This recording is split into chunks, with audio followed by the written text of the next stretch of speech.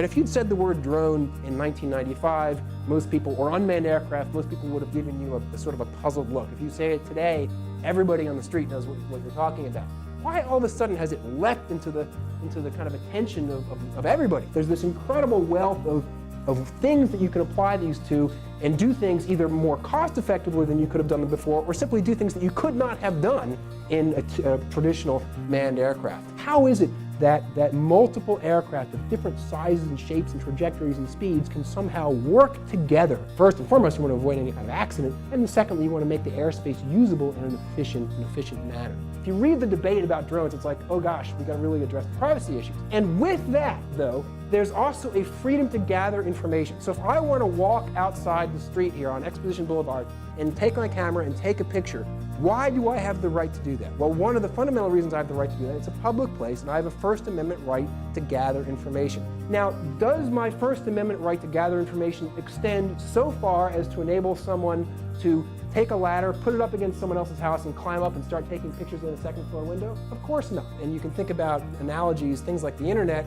and mobile phones, which raise huge privacy issues, right? That took place with a strong understanding of the benefits, right? So none of us would say, hey, you know, this internet thing is a privacy concern, let's ban it. By contrast with that, the privacy concerns associated with drones are getting a full kind of discussion well before anybody really understands or has realized the benefits, right?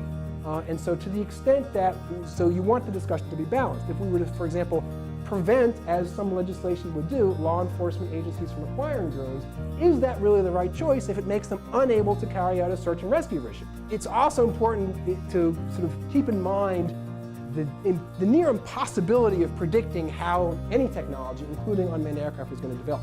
If you had tried in 1995, if you'd said, this internet thing, great idea, but it's got a bunch of privacy issues, let's legislate what you can and can't do on the internet, you would have been having that discussion without any knowledge of social networking, right? Because nobody thought about social networking in 1995. And so the solutions you would have come up with would have been sort of snapshots that were ignorant of all these other things you couldn't possibly predict. So the same thing is true for unmanned aircraft. But if you attempt to sort of legislate based on a snapshot of this very dynamic technology, a snapshot taken today, then you're going to end up with legislation that is grossly inappropriate to the shape that these things will have in the future.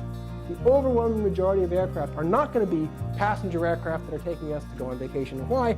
They're going to be a fantastic array of sizes and shapes and capabilities, things hovering in the stratosphere, tiny little things that go through cracks in homes to look for people to search and rescue after there's been a hurricane. There's an incredible array of these things that are going to happen.